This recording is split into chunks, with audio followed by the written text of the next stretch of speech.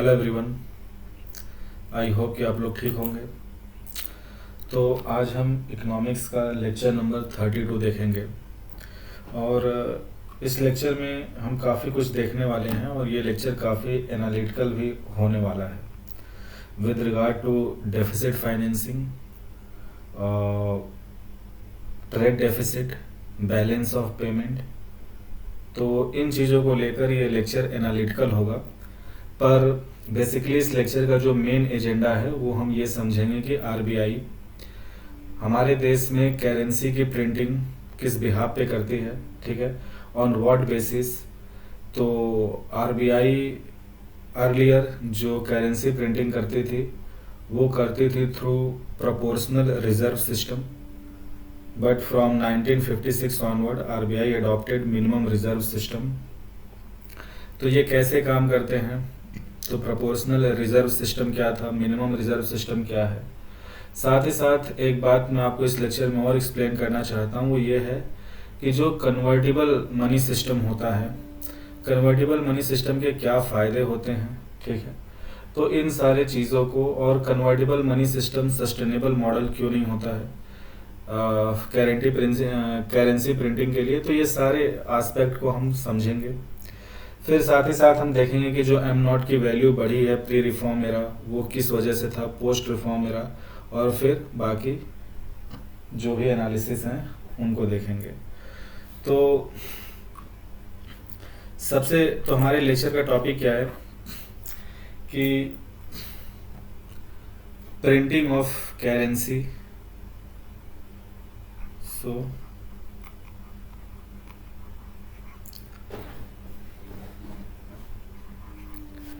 Printing of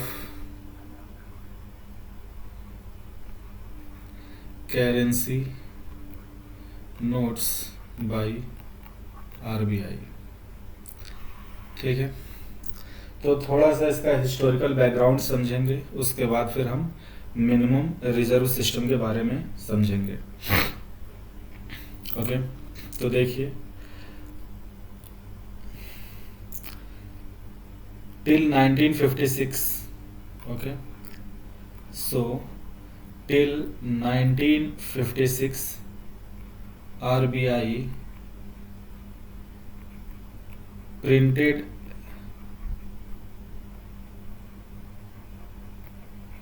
currency notes as per proportional reserve system, as per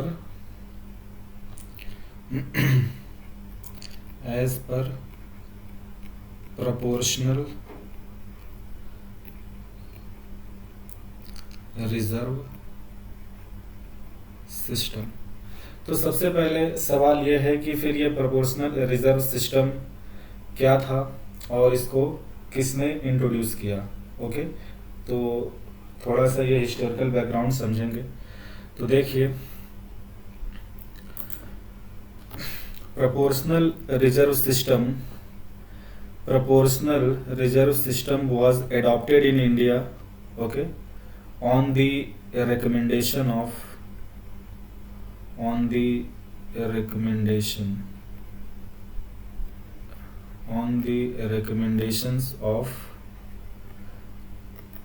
Hilton Young Commission report in 1927, ठीक है। सो proportional reserve system in India was adopted on the recommendation of Hilton Young Commission report, okay, in 1927। अब देखिए, Hilton young commission की जो recommendation थी उसके हिसाब से जो प्रोपोर्शनल रिजर्व सिस्टम को मैं लिख रहा हूँ, okay, let me scroll it down, ठीक है। मैं प्रोपोर्शनल रिजर्व सिस्टम को इन शॉर्ट लिख रहा हूँ PRS, ठीक है। सो हम प्रोपोर्शनल रिजर्व सिस्टम को क्या लिख सकते हैं, PRS, ठीक है। तो जो हिल्टन यंग कमीशन थी उनके हिसाब से ये जो पीआरएस सिस्टम था, प्रोपोर्शनल रिजर्व सिस्टम, ये किस तरह से काम करता था। तो प्रोपोर्शनल रिजर्व सिस्टम में क्या था कि जो 40% at least 40% of total currency printing and issuance must be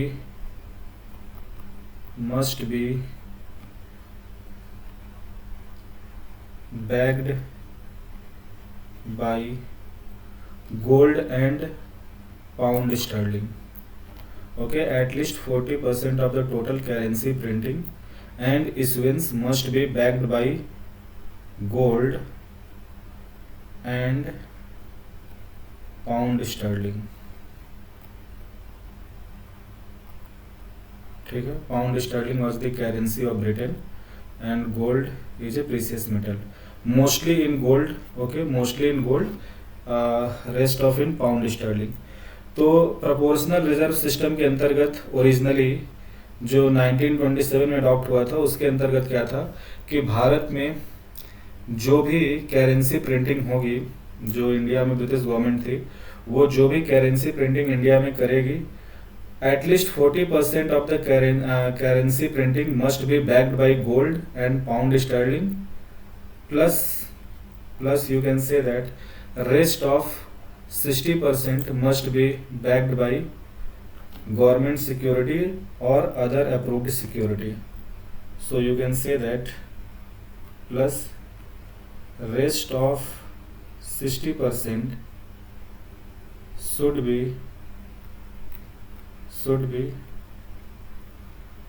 backed by government security. Government security को मैं जीसैक लिख दे रहा हूँ। गवर्नमेंट सिक्योरिटी मतलब उस टाइम पे जो इंडिया में गवर्नमेंट थी, which is British government. So rest of 60% must be backed by GSec और government security and other approved securities. Okay, and other approved securities.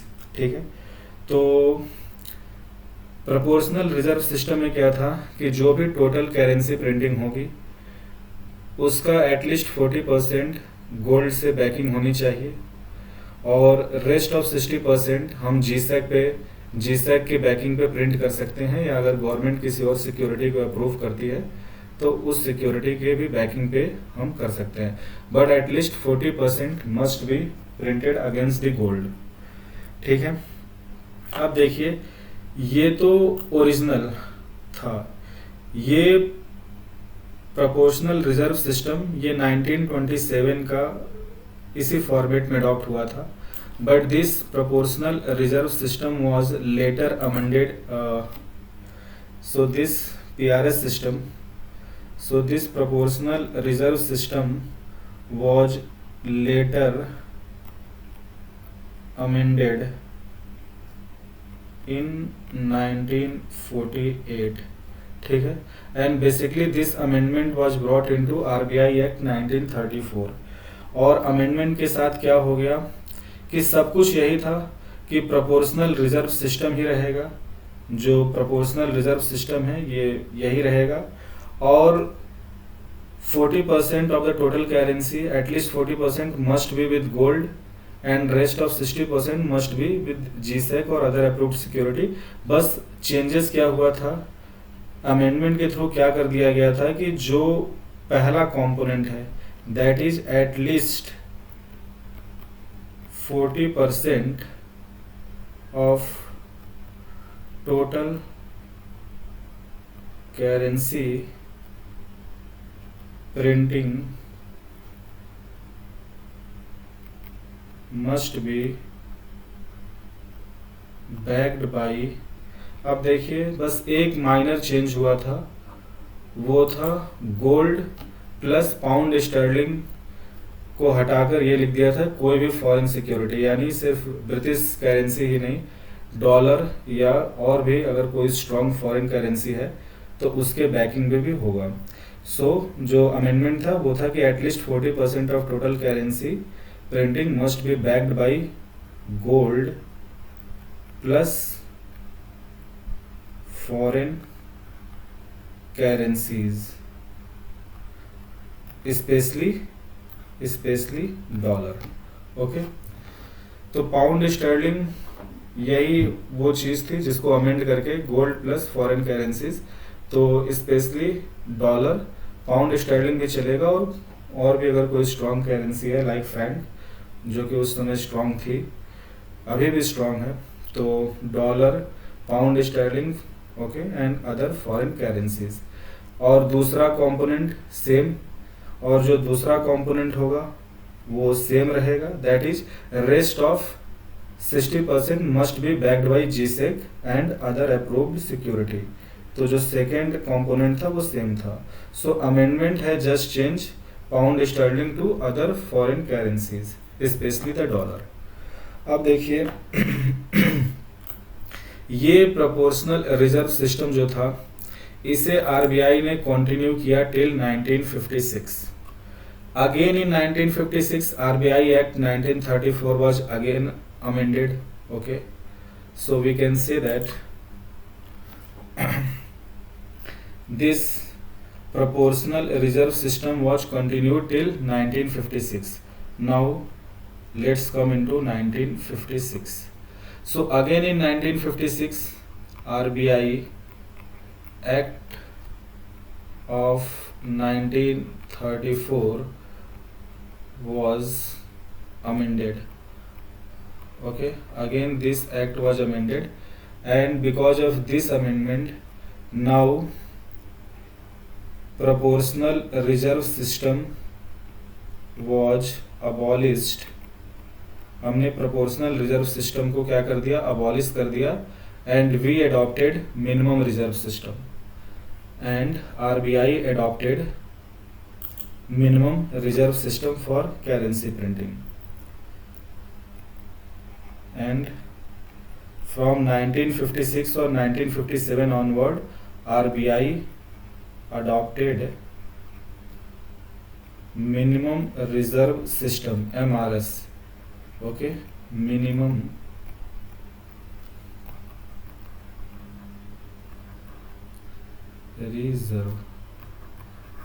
reserve system for currency printing, right? तो 1957 onwards RBI adopted minimum reserve system instead of proportional reserve system. तो अब देखते हैं minimum reserve system के अंतर्गत RBI कैसे, और 1957 से लेके अब तक आरबीआई हमारे देश में करेंसी प्रिंटिंग और उसको इशू करता है थ्रू मिनिमम रिजर्व सिस्टम। तो देखते हैं कि ये मिनिमम रिजर्व सिस्टम का फीचर क्या है। So let's understand the features of MRS which is minimum reserve system. तो मिनिमम रिजर्व सिस्टम क्या कहता है कि RBI can print unlimited amount of currency against the backing of 200 crore worth of securities in terms of gold and foreign currencies. ठीक है, okay. So we can say that RBI must maintain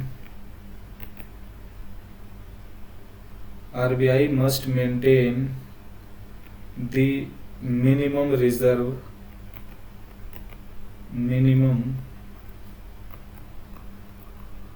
reserve of worth 200 crore. RBI must maintain the minimum reserve of worth 200 crore for printing of currencies. अब देखिए, तो RBI को कम से कम 200 करोड़ के worth की reserve maintain करनी है और उसके बाद आरबीआई अनलिमिटेड करेंसी प्रिंट कर सकती है ऑन जीसैट। तो देखिए, आउट ऑफ, तो एमआरएस में क्या है कि RBI must maintain a minimum reserve of worth 200 crore for printing currency. और ये जो 200 करोड़ का जो मिनिमम रिजर्व मेंटेन करना है, उसमें भी कंडीशन है कि एटलीस्ट 115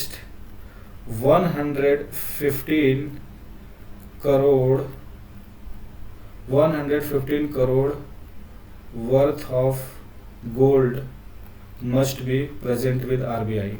ठीक है, तो ये जो 200 करोड़ का मिनिमम रिजर्व रखना है, उस 200 करोड़ में से कम 115 करोड़ का आरबीआई के पास गोल्ड होना चाहिए। ठीक है, तो ये इसका पहला कंडीशन हो गया या पहला फीचर। दूसरी बात हो गई कि rest of 85 crore they can maintain in other foreign currencies और securities. Foreign currencies specially dollar, pound sterling, euro, okay, etcetera. ठीक है, तो आरबीआई को देखिए, आरबीआई जो भी करेंसी प्रिंटिंग है ना, वो गवर्नमेंट सिक्योरिटीज पे करती है।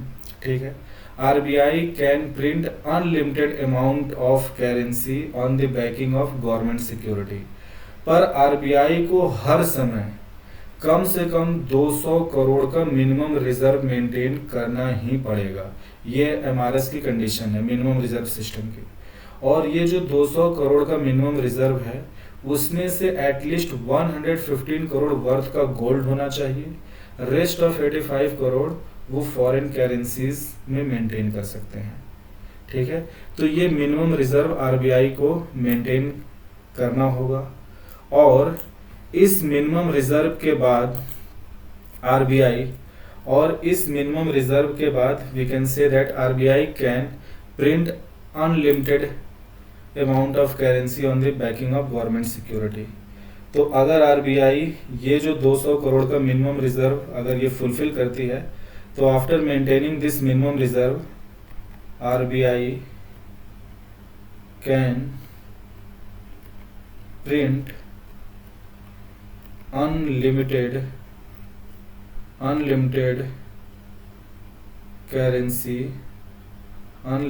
Currency notes against the backing of government securities. तो अगर 200 करोड़ का मिनिमम रिजर्व आरबीआई के पास है, तो इसके बाद आरबीआई अनलिमिटेड करेंसी प्रिंट कर सकती है against the backing of government security. ठीक है, अब आप एक बात और समझिए, यानी कि देखिए, अब आप एक बात ये भी समझिए कि बेसिकली आरबीआई जो है, अगर हम बात करें तो बेसिकली जो आरबीआई है, आरबीआई कैन प्रिंट मनी और currency notes. RBI can print money और करेंसी नोट्स अगेंस्ट गोल्ड। अगर आरबीआई के पास मिनिमम रिजर्व का जो गोल्ड है, अगर उससे ज़्यादा गोल्ड है, तो उसके बैकिंग पे आरबीआई करेंसी प्रिंट कर सकता है जितने भी वर्थ का गोल्ड है। ठीक है, जो भी गोल्ड की करंट मार्केट प्राइस है, उस प्राइस के वर्थ के बराबर करेंसी प्रिंट कर सकती है। RBI can print currency against the forex reserve, okay, forex reserve या फॉरेन सिक्योरिटी, फॉरेक्स रिजर्व। ठीक है, तो जो भी फॉरेन करेंसीज या फॉरेन सिक्योरिटी हैं, उनके अगेंस्ट या उनको बैकिंग बनाकर आरबीआई जितना भी उनका वर्थ है, ठीक है, जो भी उनकी करंट मार्केट वैल्यू के हिसाब से वर्थ है, उसके बराबर आरबीआई कैन प्रिंट करेंसी। और तीसरा, RBI can print currency against government security, government government security. ठीक है, बेसिकली ये जो गवर्नमेंट सिक्योरिटी होता है ये एक पीस ऑफ पेपर होता है जिसपे कि मतलब ये एक पेपर होता है जिसपे सेंट्रल गवर्नमेंट ये लिखा होता है कि government of India is liable to pay the bearer the sum of value written on this paper at the time of maturity. ठीक है, तो उसे ही हम गवर्नमेंट सिक्योरिटी कहते हैं। तो आरबीआई कैन प्रिंट, तो आरबीआई जो भी करेंसी प्रिंटिंग करती है या तो गोल्ड की बैकिंग पे कर सकती है या फॉरेक्स या जीसैट, और मिनिमम रिजर्व 200 करोड़ का मेंटेन करना है, वो एक कॉन्सेप्ट हो गया। उस कॉन्सेप्ट के बाद आरबीआई ने आज तक जितना भी एम नॉट, आज की डेट में अगर हम बात करें एज ऑफ जून 2023, तो जो हमारा प्राइमरी मनी है या जो बेस मनी है एम नॉट, ये कितना है अप्रोक्सीमेटली 43 लाख करोड़ है, 43 लाख करोड़। ठीक है, तो आप ये कह सकते हैं कि एम नॉट का मतलब क्या है, till this date RBI has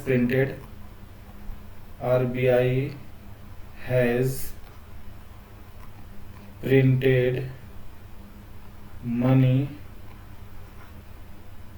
of worth how much 43 lakh crore. यानी अब तक आरबीआई ने 43 लाख करोड़ के वर्थ की करेंसी प्रिंट कर दी है। ठीक है, तो और ये जो करेंसी प्रिंटिंग हुई है against the backing of 200 crore of minimum reserve in gold and foreign security. अब देखिए आरबीआई आज तक ये जो भी एम नॉट, ये जो भी 43 लाख करोड़ है ना, ये इन तीन में से किसी के बैकिंग पे ही, या तो गोल्ड की बैकिंग पे प्रिंट हुआ या फॉरेक्स रिजर्व या गवर्नमेंट सिक्योरिटी। तो देखिए हम गोल्ड की बैकिंग पे तो इतना पैसा प्रिंट नहीं कर सकते, तो आरबीआई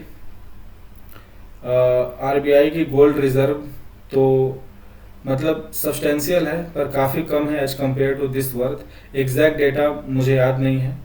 और देखिए गोल्ड की बैकिंग और फॉरेक्स, अगर मैं बोलूँ एज ऑफ टुडे इंडिया की जो फॉरेक्स रिजर्व है वो कुछ 590 बिलियन डॉलर है। ठीक है, it is 590 billion dollar.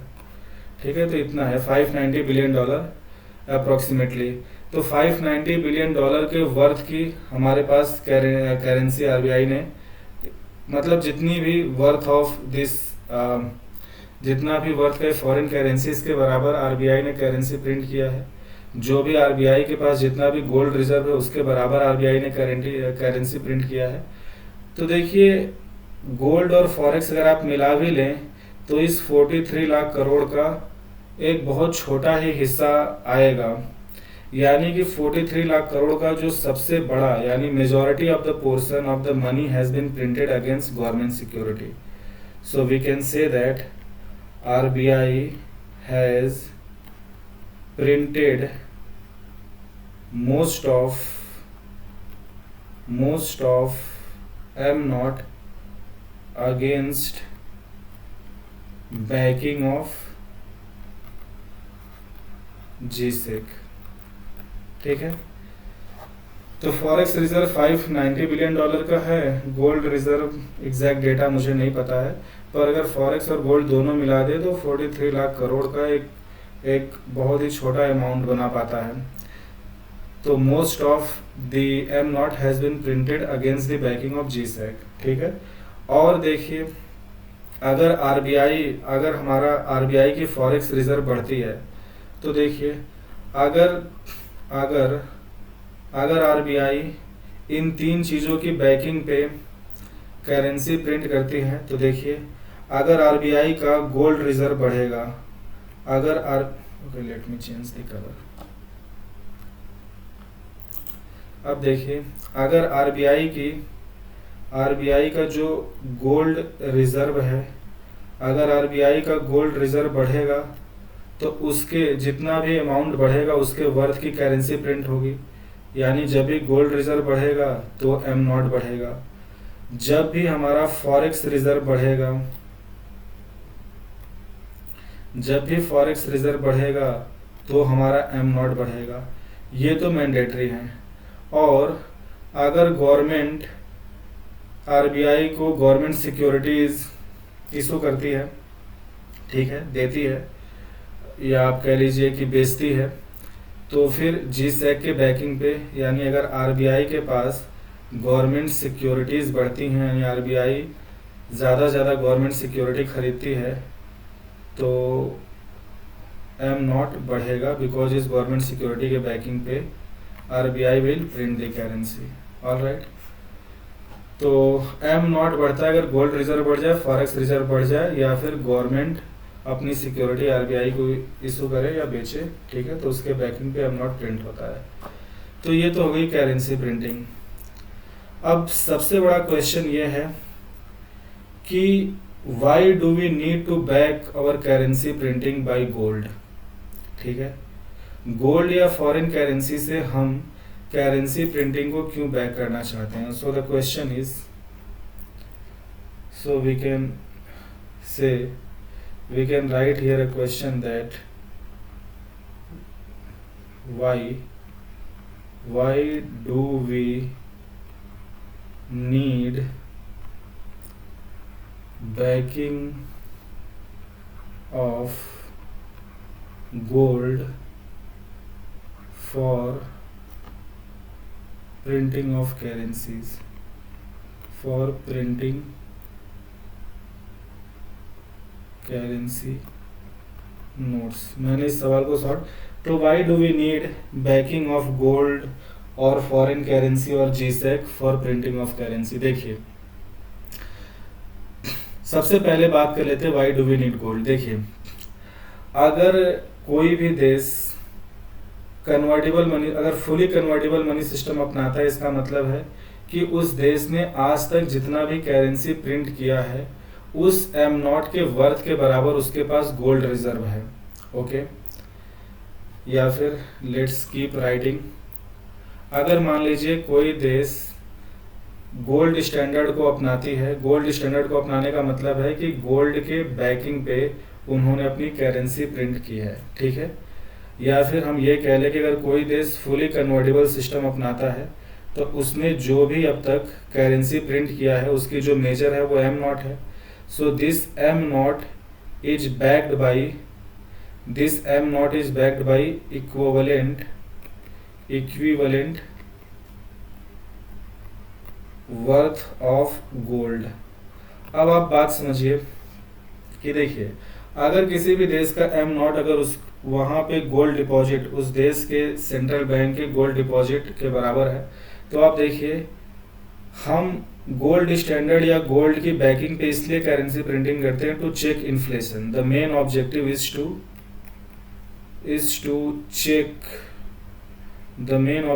To check और कंट्रोल इन्फ्लेशन। अब ये इन्फ्लेशन को कैसे कंट्रोल करता है, देखिए, अगर देखिए सरकार जितना चाहे उतना पैसे सेंट्रल बैंक से अपने छपवा सकती है, तो अगर सरकार को गोल्ड स्टैंडर्ड फुलफिल नहीं करना है, यानी अगर सरकार बिना किसी गोल्ड के बैकिंग के करेंसी प्रिंट करना चाहे तो वो जितनी करेंसी चाहे उतनी करेंसी प्रिंट कर ले, क्या दिक्कत है करेंसी प्रिंट करने में। यानी सरकार को जब भी पैसे की जरूरत होगी वो अपने सेंट्रल बैंक से करेंसी प्रिंट करा लेंगे। अब इकोनॉमी में अगर करेंसी प्रिंट एम नॉट बढ़ रहा है तो मनी सप्लाई बढ़ जाएगी, और अगर मनी सप्लाई के प्रपोर्शन में प्रोडक्शन नहीं बढ़ रहा है तो इसका मतलब है कि सिर्फ प्राइसेस बढ़ेंगे, because too much money chasing few goods. तो प्राइसेस बढ़ने का मतलब इन्फ्लेशन। यानी कि अगर हम बिना गोल्ड या फॉरेन करेंसी के बैकिंग के बिना अगर हम मनी प्रिंट करते हैं तो सरकार के ऊपर कोई चेक एंड बैलेंस नहीं होता है, सरकार को जितना जरूरत उतना पैसे छापेगी। लेकिन अगर गोल्ड की बैकिंग है तो सरकार को अगर पैसे छापना है तो उतने वर्थ का गोल्ड अपने सेंट्रल बैंक के वॉल्ट में डिपॉजिट इंश्योर करना होगा। तो अब बात समझिए कि वो जो गोल्ड है, अब कोई भी देश अपना गोल्ड रिजर्व दो ही तरीके से बढ़ा सकती है। पहला तरीका है कि उस देश के अंदर गोल्ड माइंस हो, सरकार गोल्ड की माइनिंग करे, उनकी रिफाइनिंग करे, उनका बिस्किट्स या बार बनाए, फिर उनको वॉल्ट में डिपॉजिट करे और उसके वर्थ के बराबर करेंसी प्रिंट करे, ये एक तरीका है। पर अगर मान लीजिए किसी देश में, अगर मैं इंडिया का एग्जांपल लूँ, अगर हम गोल्ड माइनिंग नहीं करते हैं या गोल्ड माइंस के डिपॉजिट हमारे यहाँ बहुत कम है, तो हमारे पास एक ही ऑप्शन बचता है कि अगर हमें गोल्ड की बैकिंग पे करेंसी प्रिंट करना है तो हमें गोल्ड बाकी दुनिया से खरीदना होगा। अब बाकी दुनिया में अगर गोल्ड कुछ ही देशों के पास है, मान लीजिए अगर जैसे कि अर्लियर पास्ट में Britain and America they have the world's largest deposit of gold and later on America has that thing. तो अमेरिका गोल्ड के प्राइसेस को फिक्स करता था, but later on during 1970s gold की प्राइस जो थी वो मार्केट डिमांड एंड सप्लाई के हिसाब से तय होने लगी। तो जो भी है, तो अगर हम किसी भी देश से गोल्ड खरीदते हैं तो जाहिर सी बात है वो देश हमारी करेंसी रुपी तो लेगा नहीं, वो बोलेगा कि भाई, जैसे मान लीजिए हम अमेरिका से गोल्ड खरीदते हैं तो अमेरिका कहेगा कि भाई देखो हम गोल्ड तो आपको देंगे पर बदले में हमको डॉलर चाहिए अपनी करेंसी। ओके, अगर हम ब्रिटेन से खरीदेंगे तो ब्रिटेन कहेगा या तो हमें पाउंड स्टर्लिंग दो, या तो हमें डॉलर दो, या हमें यूरो दो। ठीक है, तो कहने का मतलब है कि हम अगर गोल्ड दुनिया से खरीदना चाहते हैं, अगर हमारे पास गोल्ड रिजर्व नहीं है तो हमें दुनिया से खरीदना होगा, और दुनिया से खरीदने के लिए हमारे पास फॉरेक्स रिजर्व होना चाहिए। ओके, तो अगर मान लीजिए हमारे पास फॉरेक्स रिजर्व है तो अगर हम गोल्ड खरीदेंगे तो हमारा फॉरेक्स रिजर्व डिप्लीट होगा, तो फिर हम इंपोर्ट कैसे करेंगे। ओके, यानी कहने का मतलब है कि जब भी गोल्ड के बैकिंग पे करेंसी प्रिंटिंग होती है तो सरकार के लिए अननेसेसरी मनी प्रिंट करना पॉसिबल ही नहीं रह जाता है। ठीक है, और देखिए अगर एम नॉट गोल्ड के बैकिंग पे प्रिंट की गई है तो पहली बात तो हो गया कि सरकार मनमानी करेंसी प्रिंटिंग कर ही नहीं सकती, तो इन्फ्लेशन चेक्स, हमेशा इन्फ्लेशन कंट्रोल में रहता है। ठीक है, और दूसरी बात समझिए कि अगर मान लीजिए कि अगर कोई देश है जिसका एम नॉट गोल्ड से बैक्ड है, अब अगर उस देश में मान लीजिए कोई नेचुरल डिजास्टर आता है या फिर कोई वॉर लाइक सिचुएशन होती है, ठीक है, या फिर मान लीजिए कि किसी भी वजह से उस देश की इकोनॉमी रिसेशन में जाती है, वहाँ प्रोडक्शन कम हो जाता है, अनएम्प्लॉयमेंट बढ़ जाता है, तो ऐसा देश अपनी करेंसी लेके दुनिया में कुछ खरीदने जाएंगे तो कुछ तो मिलेगा नहीं, बिकॉज उस देश की करेंसी की दुनिया में क्या वैल्यू है, कुछ नहीं। लेकिन अगर हम गोल्ड लेकर जाएं दुनिया में तो सभी देश हमसे गोल्ड खरीद लेंगे। यानी गोल्ड एक ऐसा मनी या एक ऐसा फाइनेंशियल एसेट है जिससे हम पूरी दुनिया में कुछ भी खरीद सकते हैं, किसी भी देश से खरीद सकते हैं। यानी कि हम ये भी कह सकते हैं कि gold is the real money. Okay, gold is the real money. Gold जो है ये रियल मनी है, because every country in the world wants gold. Okay, तो अगर हमारे पास गोल्ड रिजर्व है तो हमारी करेंसी अगर बेकार हो भी जाती है तो हम अपने गोल्ड रिजर्व से दुनिया से कुछ भी खरीद सकते हैं, इंपोर्ट करके अपनी इकोनॉमी चला सकते हैं। तो जो भी किसी भी देश की करेंसी नोट होती है ना, वो अपने आप में कुछ भी नहीं होता है, बस उस देश की सरकार ने गारंटी किया हुआ है कि I will pay the bearer this sum of value which is written on that note. Okay, पर सरकार तभी तक वो प्रॉमिस फुलफिल कर सकती है जब तक सरकार के पास रिसोर्सेस हो। मान जैसे श्रीलंका है, मान लीजिए किसी देश की इकोनॉमी क्रम्बल कर जाती है, जब गवर्नमेंट के पास ही रिसोर्सेस नहीं होगा तो गवर्नमेंट जो भी प्रॉमिस कर रही है करेंसी नोट पे उसकी वैल्यू कहाँ से फुलफिल करेगी। तो जब भी हम गोल्ड की बैकिंग पे करेंसी प्रिंट करते हैं तो सरकार अननेसेसरी करेंसी प्रिंटिंग नहीं कर सकती, बिकॉज उनको गोल्ड रिजर्व बढ़ाना होगा, और गोल्ड रिजर्व बढ़ाना बहुत ही कॉस्टली और बहुत ही डिफिकल्ट चीज़ है। ओके, उतना आपके पास फॉरेक्स होना चाहिए, और अब फॉरेक्स है तो आप क्यों वेस्ट करेंगे, तो ऑटोमेटिकली सरकार की विजडम जाग जाएगी। और दूसरी बात है, अगर आपकी इकोनॉमी रिसेशन में जाती है, नेचुरल डिजास्टर होता है या आपकी मनी फेल होती है, तो गोल्ड रिजर्व आपके लिए रियल फाइनेंशियल एसेट की तरह वर्क करेगा, वो आपके लिए रियल मनी का वर्क करेगा।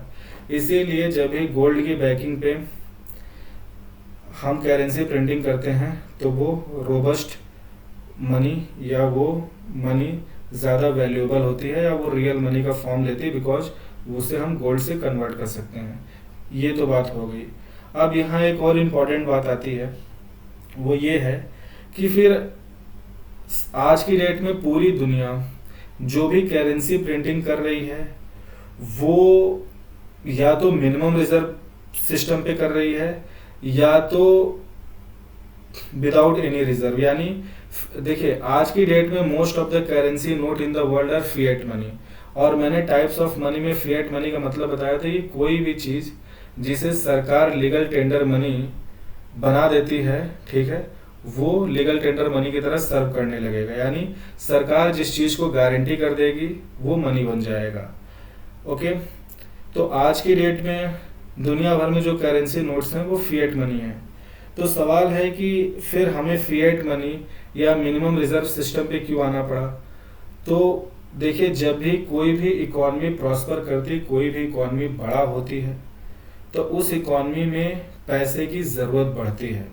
सरकार की सोशल सेक्टर एक्सपेंडिचर बढ़ती है, सरकार को ज़्यादा पैसा चाहिए ताकि वो सड़क बना सके, हाईवे बना सके, ताकि वो हैवी इंडस्ट्रीज लगा सके, ताकि वो पॉवर्टी एलिविएशंस के प्रोग्राम रन कर सके। साथ ही साथ इकॉनमी के अंदर अगर कैपिटल फॉर्मेशन इन्वेस्टमेंट करना है तो भी उसके लिए हमें पैसे की ज़रूरत है।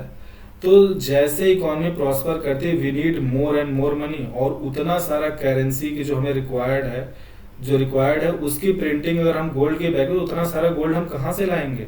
अगर आपके पास गोल्ड माइंस नहीं है तो आप खरीदेंगे तो उतना फॉरेक्स कहाँ से लाएंगे?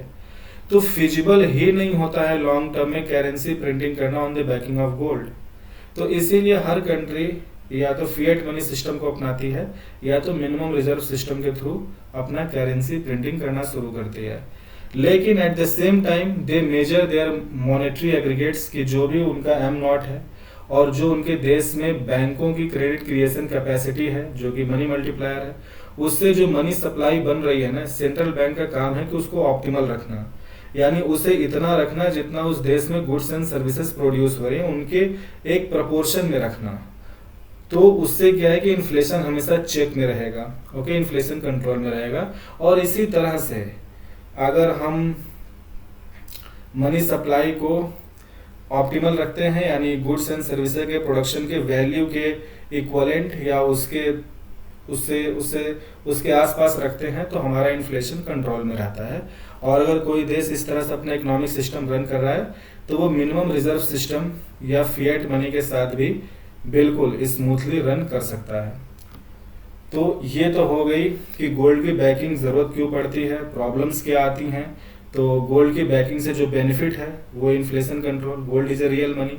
पर एज इकोनॉमी, जब इकोनॉमी बड़ा होता है, जब वो बल्कि होता है तो प्रॉब्लम्स आती हैं। तो फिर हमें फिएट मनी या मिनिमम रिजर्व सिस्टम अपनाना पड़ता है। और फिर अगर हम फिएट मनी या मिनिमम रिजर्व सिस्टम अपना लिए तो फिर इकोनॉमी की स्मूथ फंक्शनिंग डिपेंड करती है सेंट्रल बैंक की जिम्मेदारी पे कि वो मनी सप्लाई को ऑप्टिमल रखे, यानी value of goods and services produce in economy के इक्वलेंट रखे, ओके, ताकि इन्फ्लेशन चेक में रहे और इकोनॉमी स्मूथली फंक्शन करे। तो इतनी बातें हमने देख लिया। अब हम ये समझते हैं कि इंडिया में एम नॉट इतना ज़्यादा क्यों हो गया, okay, why M naught has become, for example, till 2000, okay, let me give you the data, okay, let me give you the data, all right. So अब सवाल ये आता है कि till 2018-19 the M naught in India was approximately especially till 2018, okay, remove 19,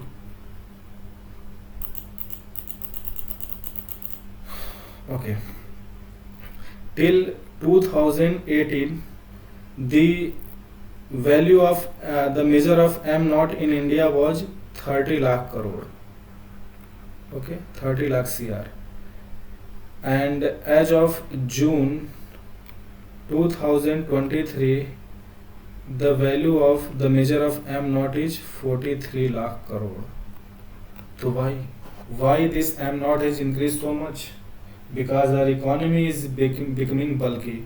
तो M0 मैंने बताया था कि जब भी गवर्नमेंट आरबीआई को जीसैक इशू करती है तो आरबीआई उस जीसैक की बैकिंग पे करेंसी प्रिंट करके सरकार को देती है, या जब भी हमारा फॉरेक्स बढ़ता है तो हमारा M0 बढ़ता है। तो देखिए हमारे अब यहाँ पर आप ये बात समझिए कि दो टाइम पीरियड की हम बात कर लेते हैं। एक तो हम बात कर लेते हैं प्री रिफॉर्म एरा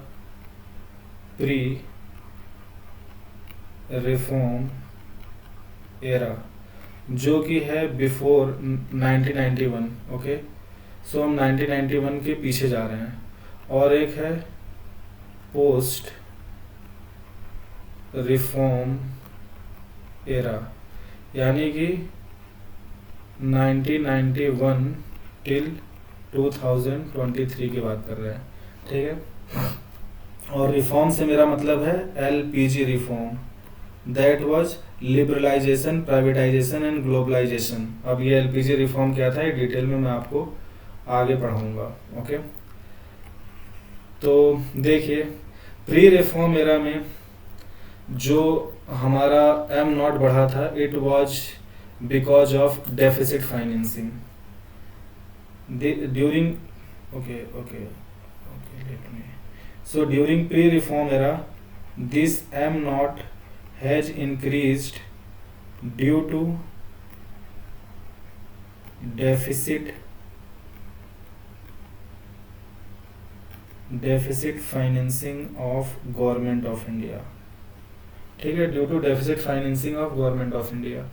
और पोस्ट रिफॉर्म एरा में this M0 has increased mainly due to increase in the forex reserve, ठीक है।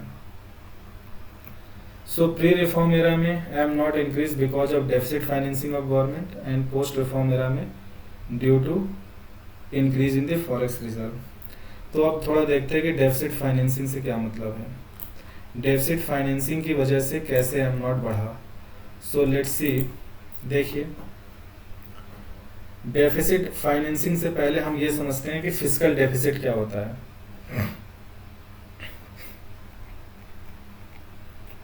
फिस्कल डेफिसिट का मतलब क्या है, जो भी government expenditure on it's physical policy, government expenditure on fulfillment of its fiscal policy, ठीक है। गवर्नमेंट का जो भी अपनी फिजिकल पॉलिसी, जो भी उनका सोशल सेक्टर, मतलब देखिए फिजिकल पॉलिसी में क्या आता है, direct tax rates, indirect tax rates, government के सोशल सेक्टर एक्सपेंडिचर। तो फिजिकल पॉलिसी में जो गवर्नमेंट का एक्सपेंडिचर, वो मैं सोशल सेक्टर एक्सपेंडिचर की बात कर रहा हूँ। यानी कि सरकार हमारे देश में गरीबी हटाने के लिए, अनएम्प्लॉयमेंट हटाने के लिए, इनइक्वालिटी को कम करने के लिए, पावर्टी को रिड्यूस या एलिमिनेट करने के लिए जो भी पब्लिक डिस्ट्रीब्यूशन सिस्टम्स बनाती हैं, जो रोड, कैनाल्स, डैम या जो भी पब्लिक इंफ्रास्ट्रक्चर बनाती हैं, ठीक है। तो लोगों के सहूलियत के लिए जो भी free school, colleges, universities, free hospitals, medical cares, ठीक है, ट्रेनिंग सेंटर्स, और जो भी हैवी इंडस्ट्रीज लगाती हैं for employment generation and all types of infrastructure development for betterment of society. तो जो गवर्नमेंट का सोशल सेक्टर एक्सपेंडिचर है, that is the part of physical policy. तो उसके फुलफिलमेंट में जो गवर्नमेंट के एक्सपेंडिचर है, अगर गवर्नमेंट की एक्सपेंडिचर गवर्नमेंट के रेवेन्यू से ज़्यादा है, अब गवर्नमेंट की रेवेन्यू भी उसके फिजिकल पॉलिसी से ही आती है। फिजिकल पॉलिसी में गवर्नमेंट डायरेक्ट टैक्स रेट और इनडायरेक्ट टैक्स रेट को तय करती है। तो डायरेक्ट टैक्स और इनडायरेक्ट टैक्स ये गवर्नमेंट के रेवेन्यू के सोर्स हैं। तो अगर गवर्नमेंट का सोशल फिजिकल पॉलिसी में जो सोशल सेक्टर एक्सपेंडिचर है, अगर वो गवर्नमेंट के रेवेन्यू से ज़्यादा है, and revenue is also the part of physical policy, तो देखिए अगर एक्सपेंडिचर रेवेन्यू से ज़्यादा है तो क्या होगा, गवर्नमेंट को घाटा होगा। यानी गवर्नमेंट की जो भी फिजिकल पॉलिसी थी जिसमें कि रेवेन्यू फिजिकल पॉलिसी में क्या था गवर्नमेंट के फिजिकल पॉलिसी में दोनों ही चीज़ें थी।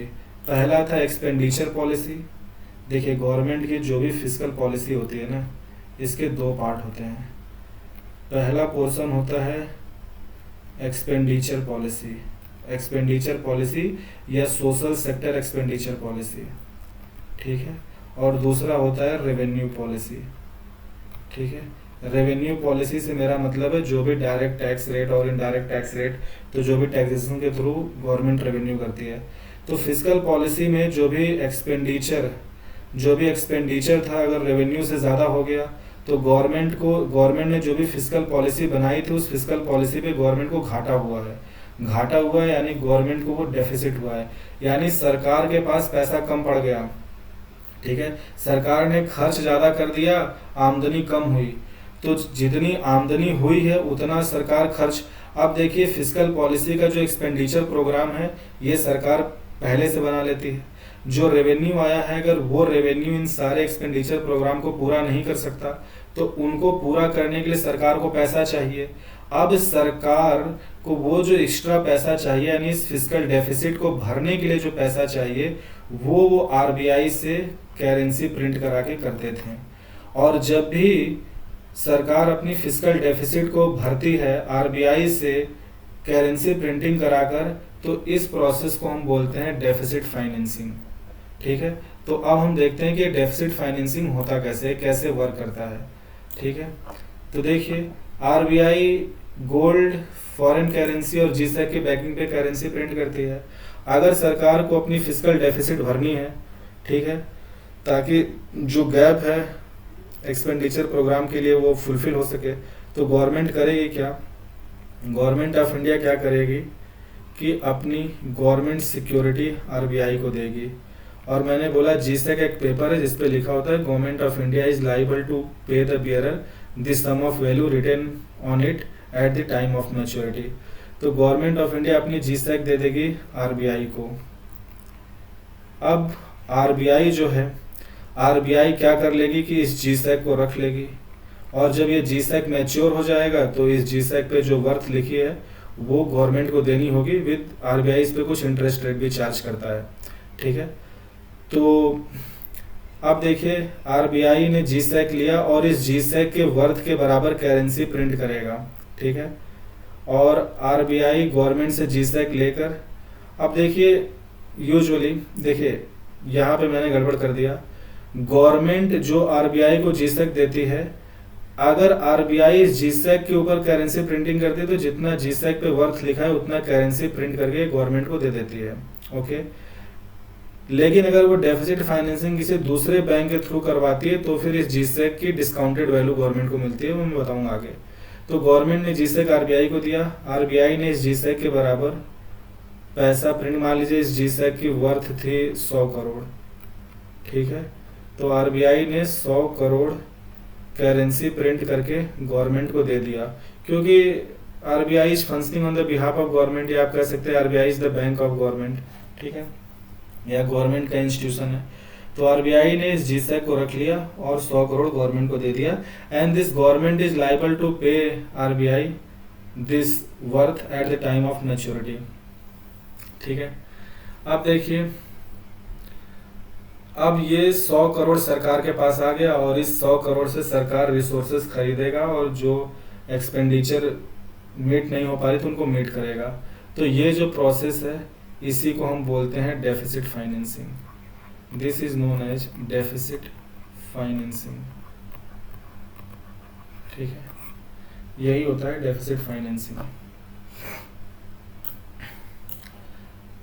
अब देखिए जब भी अगर आरबीआई ने जीसैक लिया तो क्या हुआ, जीसैक के अगेंस्ट आरबीआई ने करेंसी प्रिंट किया 100 करोड़ की, तो एम नॉट बढ़ा, ठीक है। तो जब भी डेफिसिट फाइनेंसिंग होती है, तो जब भी डेफिसिट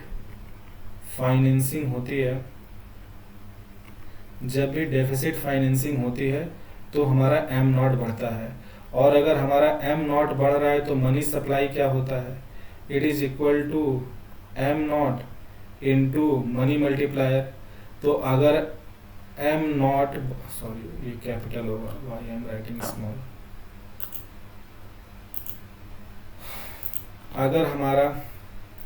अगर हमारी एम नॉट की वैल्यू बढ़ गई, इसका मतलब है कि हमारी मनी सप्लाई बढ़ेगी।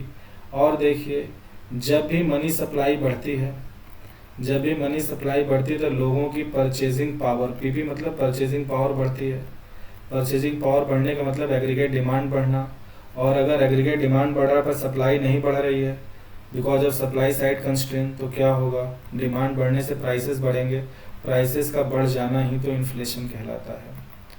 यानी कि हम समझ सकते हैं कि जब भी सरकार आरबीआई को जीसेक देके डेफिसिट फाइनेंसिंग करती है तो एम नॉट बढ़ता है, उससे मनी सप्लाई यानी फाइनली इन्फ्लेशन बढ़ता है। तो देखिए, जब भी इकोनॉमी में इन्फ्लेशन, जब भी सरकार डेफिसिट फाइनेंसिंग करती है तो डेफिसिट फाइनेंसिंग की वजह से क्या होता है, because of deficit financing it lead to inflation. अब देखिए, इन्फ्लेशन का इकोनॉमी पे इम्पैक्ट क्या आता है कि इकोनॉमी में जो भी गुड्स एंड सर्विसेज हैं उनकी प्राइसेस बढ़ जाती हैं। अब आप ये समझिए, प्राइसेस कब कब बढ़ती हैं, तो जब मैं आपको जब मैं आपको नेशनल इनकम और उससे रिलेटेड एग्रीगेट्स पढ़ा रहा था, तब मैंने बोला था कि जो भी किसी भी कमोडिटी की जो मार्केट प्राइस होती है, ठीक है, वो factor cost plus net indirect taxes के बराबर होती है। ठीक है, ये तो हम जीडीपी वाला मार्केट प्राइस, लेकिन किसी प्रोडक्ट की प्राइस में factor cost NIT plus cost of raw material भी होता है। पर बस आप ये समझिए कि जो भी अगर मार्केट प्राइस बढ़ रहा है तो अगर किसी कमोडिटी की, मान लीजिए अगर इसमें अगर कंपनी के पर्सपेक्टिव से बात करेंगे तो इस मार्केट प्राइस में कॉस्ट ऑफ रॉ मटेरियल भी आएगा। ओके, और ये जो मार्केट प्राइस होता है ये वो मार्केट से जीडीपी कैलकुलेट होती है। तो बस आप इतना समझिए इस एग्जांपल से कि जब भी इनडायरेक्ट टैक्सेस बढ़ जाएंगे तो मार्केट प्राइस बढ़ जाएगा। ठीक है, यानी जब भी टैक्स बढ़ता है तो मार्केट प्राइस बढ़ता है या प्राइसेस बढ़ जाते हैं, आप ऐसे समझिए। उसी तरह से देखिए, इन्फ्लेशन के बढ़ने का मतलब क्या है कि प्राइसेस बढ़ गई, और प्राइसेस टैक्स से भी बढ़ती हैं। तो ये जो डेफिसिट फाइनेंसिंग की वजह से जो प्राइसेस बढ़ी है ना, इसी को हम बोलते हैं कि इसका जो इकोनॉमी पे इम्पैक्ट पड़ा है ना, वो एक टैक्स की तरह पड़ा है कि भाई because of deficit financing prices of goods and services increased and prices increase because of increase in taxes. तो deficit financing act as a inflation tax.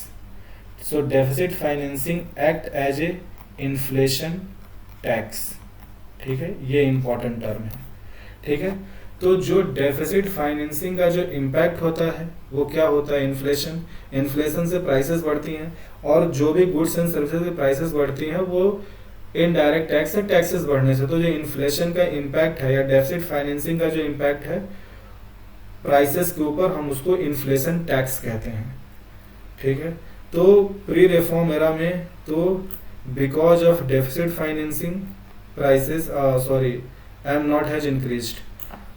Post reform era में क्या है कि देखिए 1991 के बाद गवर्नमेंट की सोशल सेक्टर एक्सपेंडिचर बढ़ी है। गवर्नमेंट की सोशल सेक्टर एक्सपेंडिचर हमेशा बढ़ते गई है बिकॉज जैसे जैसे इकोनॉमी प्रॉस्पर करती है government spend more and more, because government की रेवेन्यू भी बढ़ती है। पर आप एक बात और समझिए कि आज की डेट में आरबीआई डेफिसिट फाइनेंसिंग नहीं करती है। तो आज की डेट में आरबीआई गवर्नमेंट की बोरोइंग्स को कैसे मैनेज करती है, तो लेट्स सी। मान लीजिए गवर्नमेंट ऑफ इंडिया है, गवर्नमेंट ने अपनी गवर्नमेंट सिक्योरिटी दिया आरबीआई को।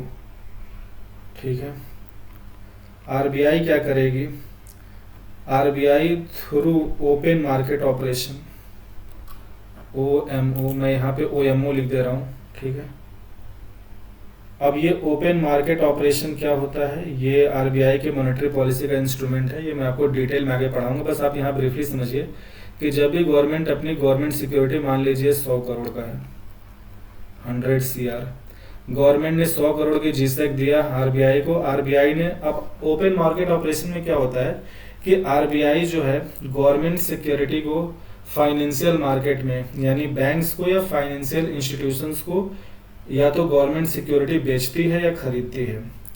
तो ओपन मार्केट ऑपरेशन एक तरीका है जिससे आरबीआई मनी सप्लाई को कंट्रोल करती है। तो अगर मान लीजिए आरबीआई को मनी सप्लाई कम करनी है तो आरबीआई क्या करती है, गवर्नमेंट सिक्योरिटीज को बेचती है। तो बैंक्स या फाइनेंशियल इंस्टीट्यूशन सिक्योरिटी खरीदते हैं और बदले में आरबीआई को पैसा, तो मनी सकआउट हो जाता है और वो मनी आरबीआई के पास जाता है। अगर मनी सप्लाई बढ़ानी है तो आरबीआई गवर्नमेंट सिक्योरिटीज को खरीदती है और फाइनेंशियल इंस्टीट्यूशंस को पैसे दे देती है। तो इस तरह से काम करती है। तो गवर्नमेंट ने जीसैक इशू किया 100 करोड़ का, आरबीआई खुद चाहती तो करेंसी प्रिंट करके गवर्नमेंट को दे, पर आरबीआई इस गवर्नमेंट सिक्योरिटी को थ्रू ओपन मार्केट ऑपरेशन बेच देगी। और मान लीजिए ये खरीदता है पंजाब नेशनल बैंक, पीएनबी ने खरीद लिया, ठीक है। तो देखिए ये ओपन मार्केट ऑपरेशन में जो भी गवर्नमेंट सिक्योरिटी का सेल परचेज होता है ना, वो थ्रू बिडिंग प्रोसेस होता है। तो ऐसा नहीं कि पीएनबी 100 करोड़ की जीसैक लेके सरकार को 100 करोड़ देगी, नहीं, कोई क्यों देगी भाई। तो देखिए होता क्या है कि सभी बिडिंग करते हैं, तो जो हाईएस्ट बिडर होता है, जैसे मान लीजिए 100 करोड़ पे जो पीएनबी ने बोला कि भाई मैं एग्जांपल दे रहा हूँ, ठीक है, आप बाकी कैलकुलेशंस कर सकते हैं, I am just giving an example, ठीक है। अगर मान लीजिए पीएनबी इस पे 8% का अपना इंटरेस्ट रखती है, मान लीजिए 10% रखती है फ्लैट, तो उसका इंटरेस्ट कितना हुआ, अगर 1 साल के लिए जीसैक है तो 10%, ठीक है, यानी 10 करोड़। तो पीएनबी बोलेगी ठीक है, मैं पीएनबी क्या है, ये जीसैक खरीद लेगी, ये जीसैक खरीद लेगी जिसकी वर्थ है 100 करोड़, ठीक है। और पीएनबी डिस्काउंटेड यानी कि 90 करोड़ 90 करोड़ दे देगी आरबीआई को। क्यों? Because at the time of maturity, अगर 1 साल बाद पीएनबी को इस जीसैक से 100 करोड़ मिल रहा है और अभी पीएनबी में 90 करोड़ पे किया है, तो उसका 10 करोड़ प्रॉफिट है। तो ये जो प्रॉफिट है वो इंटरेस्ट रेट है या बॉन्ड यील्ड कह सकते हैं, ठीक है। तो इसीलिए जीसैक की बिडिंग होती है, हाईएस्ट बिडर जिस प्राइस पे खरीदता है, तो जो जीसैक की वैल्यू होती है और जिस पे उसने खरीदा जो डिफरेंस होता है वही उसका प्रॉफिट या बॉन्ड यील्ड होता है। तो गवर्नमेंट ने 100 करोड़ की जीसैक दिया आरबीआई को, आरबीआई ने ओएमओ ओपन मार्केट ऑपरेशन से पीएनबी को दिया, पीएनबी ने डिस्काउंटेड करके 90 करोड़ आरबीआई को दिया, और अब ये 90 करोड़ आरबीआई सरकार को दे देगी, ठीक है। तो ये 90 करोड़ फाइनली सरकार के पास चला जाएगा। और 1 साल बाद क्या है कि गवर्नमेंट हैज टू पे 100 करोड़ टू पीएनबी, ठीक है। तो इस तरह से काम करता है, ओके। अब आप ये कह सकते हैं पंजाब नेशनल बैंक भी, तो भाई उसमें भी वो भी गवर्नमेंट का बैंक है, government is the major share holder, government की मेजॉरिटी इक्विटी है। तो ये देखिए गवर्नमेंट एक इंस्टीट्यूशन है जो देश को चला रही है। गवर्नमेंट के सारे बैंक अपने आप में एक फाइनेंशियल इंस्टीट्यूशन है, एक इकोनॉमिक एंटिटी है जिनको अपनी प्रॉफिट्स बनानी है, ओके। वो फॉर्म की तरह ऑपरेट करते हैं। तो गवर्नमेंट भी उनके लिए एक तरह से कस्टमर है, ओके। व्हेन दे हैव, मतलब जब वो गवर्नमेंट से डील करते हैं, गवर्नमेंट के बोरोइंग को, अगर गवर्नमेंट अपने सरकारी बैंक से बोरो करती है तो बैंक गवर्नमेंट से भी इंटरेस्ट लेता है, ओके। सो इस तरह से तो आज की डेट में गवर्नमेंट अगर कोई जीसैक आरबीआई को दी, ओपन मार्केट ऑपरेशन आरबीआई ने पीएनबी को बेचा, उसने जो भी बिडिंग किया उस पे उसने जो हाईएस्ट बिडर होगा, से फॉर एग्जांपल 90 करोड़ था हाईएस्ट बिड और वो पीएनबी था, तो होगा क्या कि ये गवर्नमेंट सिक्योरिटी पीएनबी को बेच दिया जाएगा, बदले में पीएनबी 90 करोड़ आरबीआई को देगा और ये 90 करोड़ सरकार के पास जाएगा, और इस तरह से गवर्नमेंट अपनी डेफिसिट फाइनेंसिंग करती है, ठीक है। तो ये आज की डेट में जो डेफिसिट फाइनेंसिंग होती है, ये आरबीआई करेंसी प्रिंटिंग के बजाय गवर्नमेंट के सिक्योरिटी को ओपन मार्केट ऑपरेशन से बेच के इस तरह से मैनेज करती है।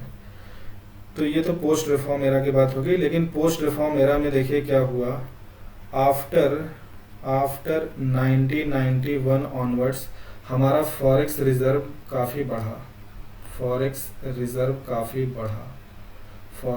रिजर्व अगर आज की डेट में बात करें तो 590 बिलियन डॉलर, ठीक है, कुछ इतना का हमारे पास फॉरेक्स है। तो इसके अगर आप इसको 80 से मल्टीप्लाई कर दें तो जो इसकी वर्थ होगी उतना लाख करोड़ जो भी ये वैल्यू आएगी, ठीक है, 1000 करोड़ लाख करोड़ व्हाटएवर, उतनी वर्थ की जब आरबीआई करेंसी प्रिंट करेगा तो obviously because of this forex या 1991 के बाद जैसे जैसे फॉरेन रेमिटेंसेस बढ़े, ठीक है, हमारा फॉरेक्स बढ़ा, उसके हिसाब से हमारा एम नॉट बढ़ता चला गया।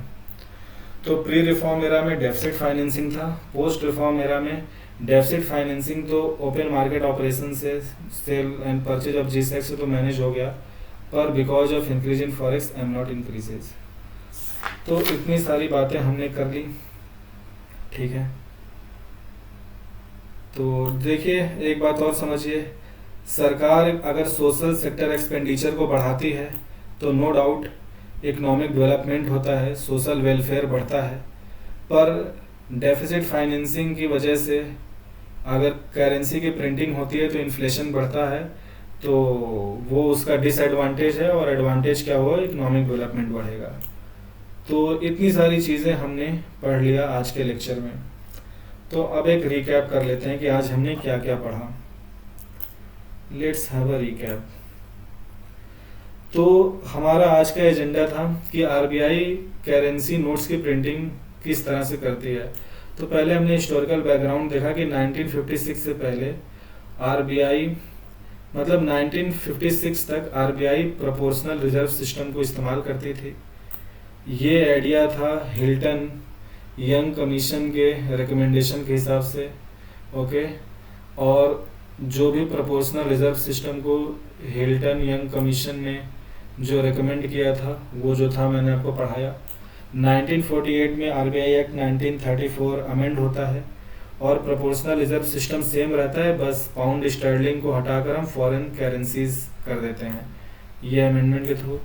1956 में आरबीआई पीआरएस यानी प्रोपोर्शनल रिजर्व सिस्टम को अबॉलिश करके मिनिमम रिजर्व सिस्टम अपना लेती है, जिसके तहत आरबीआई को हर वक्त कम से कम 200 करोड़ का मिनिमम रिजर्व मेंटेन करना, out of which at least 115 crore must be in gold, rest of in foreign currencies, and after it RBI can print any amount on the backing of GSEC। और जब भी गोल्ड या forex बढ़ता है तो भी उसके वर्थ के बराबर आरबीआई को करेंसी प्रिंट करनी होती है। तो आरबीआई जो भी करेंसी प्रिंटिंग करती है तो गोल्ड के बैकिंग या फॉरेक्स या जीसेक के, ठीक है। तो एम नॉट बढ़ेगा अगर ये तीनों बढ़ती हैं तो आरबीआई के पास। अब सवाल था कि why do we need backing of gold, वो मैंने बता दिया, टू चेक द इन्फ्लेशन और control inflation, okay. And gold की अगर बैकिंग है करेंसी प्रिंटिंग में तो वो उस देश की करेंसी को डेप्रिसिएट होने से भी बचाता है। बिकॉज होता क्या है कि जैसे मान लीजिए रुपी और डॉलर को अगर हम रुपी डॉलर का एक्सचेंज रेट समझे, तो अगर रुपी डेप्रिसिएट कर रहा है इसका मतलब क्या है कि डॉलर अप्रिसिएट यानी डॉलर की प्राइस बढ़ रही है। डॉलर की प्राइस क्यों बढ़ रही है, बिकॉज डॉलर का डिमांड बढ़ रहा है। तो अगर हमें डॉलर की प्राइस बढ़ने से रोकना है तो जितना डिमांड बढ़ा है उतना आप सप्लाई बढ़ा दें। अगर आपके पास गोल्ड है तो आप उसे डॉलर परचेस करके इकोनॉमी में इन्फ्यूज कर दें। तो कहने का मतलब है कि अगर फिर सप्लाई बढ़ेगी तो फिर जितना डिमांड बढ़ा उतना सप्लाई बढ़ा, तो जो भी डॉलर की प्राइस है वो वही मतलब उतना ही रह जाएगी, ठीक है। तो because of increase in demand prices नहीं बढ़ेंगे तो आपका रुपये डेप्रिसिएट नहीं करेगा या डॉलर अप्रिसिएट नहीं करेगा। और डॉलर का अप्रिसिएशन या रुपये का डेप्रिसिएशन ये मैंने आपको आई थिंक लेक्चर नंबर 5 या 6 में पढ़ा रखा है, तो आप प्लीज़ वहाँ से देख सकते हैं। तो अगर गोल्ड की बैकिंग है तो इन्फ्लेशन नहीं बढ़ती, बिकॉज सरकार मनमानी करेंसी नहीं छाप सकती। और अगर गोल्ड की बैकिंग नहीं है तो सरकार को फिर क्या दिक्कत है, सरकार जितना चाहे उतना पैसे छाप ले और फिर इन्फ्लेशन बढ़ा देगी, इकोनॉमी को बर्बाद कर देगी सरकार।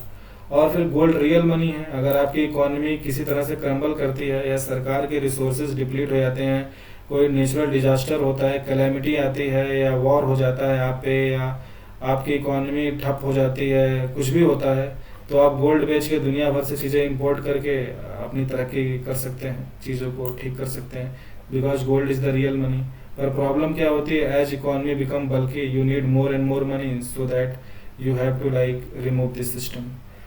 और फिर जो भी एम नॉट बढ़ा है प्री रिफॉर्म एरा में बिकॉज ऑफ डेफिसिट फाइनेंसिंग, और वो किस तरह से होता है वो मैंने बता दिया। पोस्ट रिफॉर्म एरा में because of increase in the forex reserve. So आज के लेक्चर में बस इतना ही। अगले लेक्चर में फाइनली हम ये देख लेंगे कि आरबीआई एक्ट 1934 क्या है, उसकी कुछ मोटी मोटी बातें समझेंगे। फिर हम आरबीआई के जो भी फंक्शंस हैं उनको समझेंगे। तो करेंसी प्रिंटिंग उसका एक फंक्शन है, इसके अलावा ये गवर्नमेंट के डेट को मैनेज करती है, राइट। और ये बाकी देश के लिए सभी जितने भी फाइनेंशियल इंस्टीट्यूशंस बैंक हैं उनके लिए मॉनेटरी पॉलिसी बनाती है, जो भी बैंक्स हैं उनके लिए, ठीक है। और उनके जो भी पेमेंट्स हैं उनको मॉनिटर करती है। तो लॉट ऑफ फंक्शन है, फॉरेक्स का कस्टोडियन भी है, सो लॉट फंक्शन, ओके। इसके अलावा बहुत सारे डेवलपमेंटल बैंक्स हैं, बहुत सारे डेवलपमेंटल इंस्टीट्यूशंस हैं जो आरबीआई की सब्सिडियरी रही हैं। तो काफ़ी कुछ है, वो सब हम अगले लेक्चर में पढ़ेंगे। तो आज के लिए बस इतना ही। Thank you so much.